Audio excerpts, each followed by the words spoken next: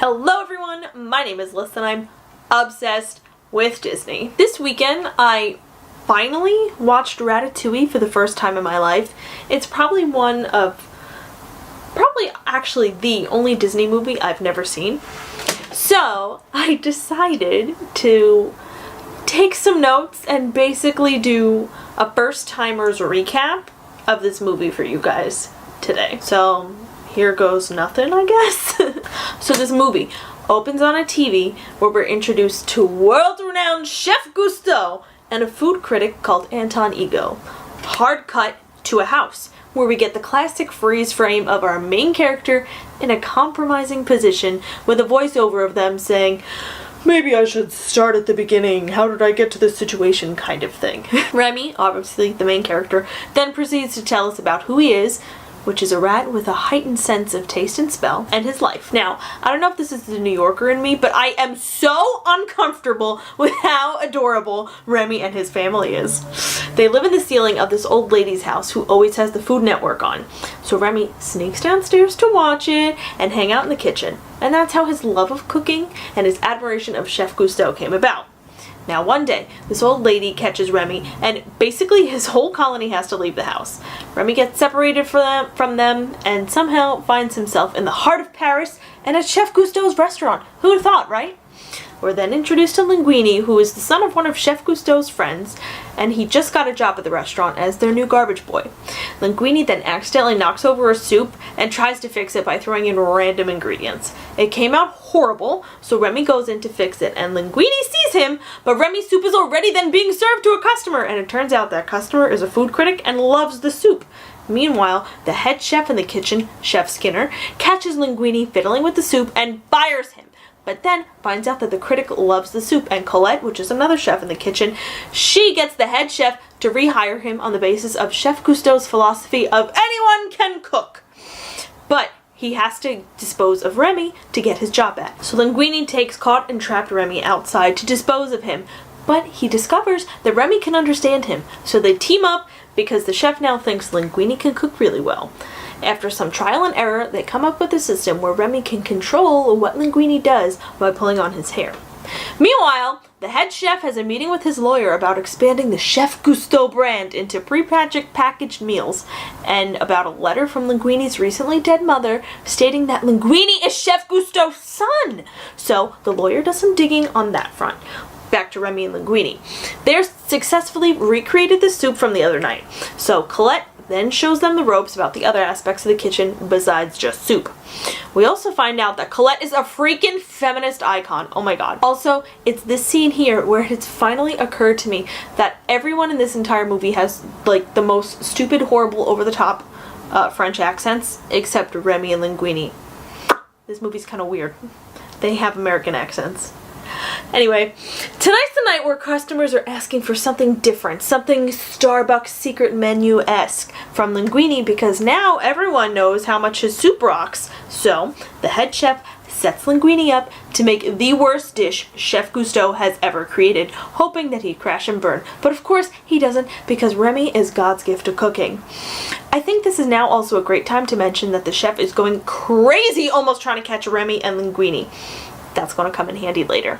Also, the seeds are now being planted for Colette to turn on Linguini because he came out of nowhere and is taking everything she's ever worked for. Anyway, after a successful night in the kitchen, Linguini gives Remy a break, and thank goodness it's perfect timing because the chef then gets Linguini drunk in hopes of him confessing about working with a rat. Pretty interesting that there's a plot point of the main character getting drunk in a modern Disney movie.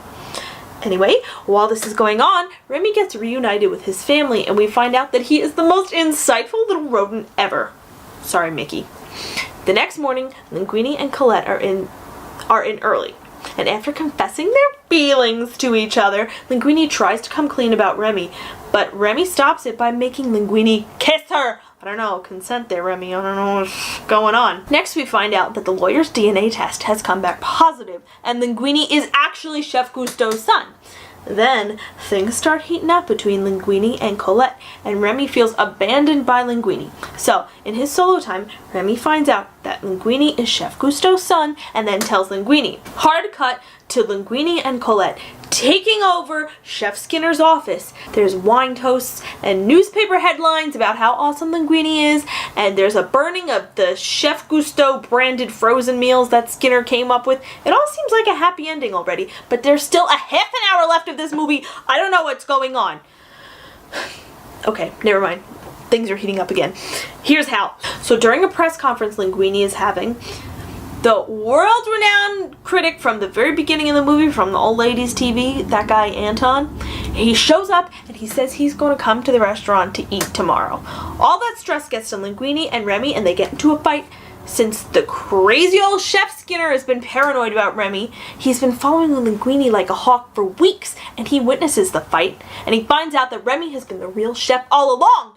Remy then invites the whole colony over for dinner at the restaurant after they close because he is still so fired up about his fight with Linguini. Linguini then goes back to the restaurant because he realizes he screwed up. He wants to apologize to Remy, but instead he finds the entire rat colony at the restaurant stealing all of the food from the fridge. So Linguini kicks them all out of the restaurant and Remy out of his life. The next day is Anton Ego Day at the restaurant. But on this day, Chef Skinner finally captures Remy, and he traps him, and he tells him, "I'm not going to kill you if you make good frozen food for the Chef Gusteau line."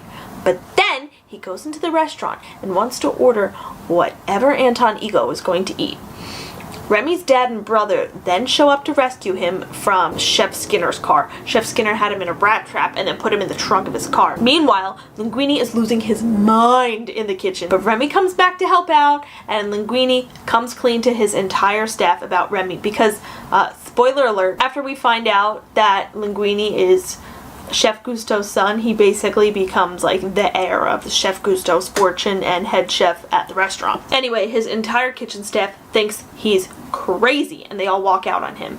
Remy's family then swoops in to save the day and they become Remy's kitchen staff, and Linguini is then going to be the waiter. So then the health inspector. There's a health inspector that Chef Skinner called a while ago to be like, hey, there's a ton of rats at Chef Gusteau's restaurant, you should come check it out.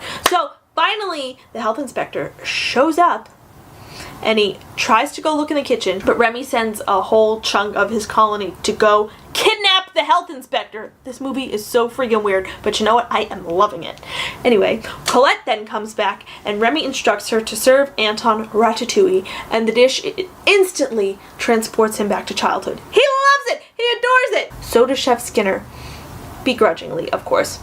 The rats then kidnap Chef Skinner too. Then, after Anton finishes his meal, he requests to meet the chef, and Linguini and Colette tell him that if he wants to meet the chef, he has to wait until all the customers are gone. And then they actually tell him the truth, which honestly is so wild to me. He still writes a glowing review anyway, knowing that a rat cooked him this meal. But because Remy's whole colony couldn't keep Chef Skinner and this health inspector tied up and kidnapped forever, they let him go. And obviously they shut down the restaurant because of this huge rat infestation. But you know what? There is still a happy ending because Anton invests in a brand new bistro restaurant run by Remy and Linguini and Colette. And Remy's the head chef, and it's adorable and it's heartwarming. And honestly, this movie is a 10 out of 10. I can't believe I waited so long to watch this movie. It was wonderful and wild and super weird, and I'm living for it. Hopefully, me looking down and not necessarily at the camera the whole time was not too distracting. I'm doing this thing where I'm like reading off a teleprompter for the first time in my life. It was probably horrible. I haven't looked at the footage yet. So, we're just gonna wrap this up here. Next week, we got a lot to talk about. And then it's a bunch of videos from Disney World. Buckle up, kids, because we are going to have a great summer here on this channel. Have a seamless day, everyone. Bye. What you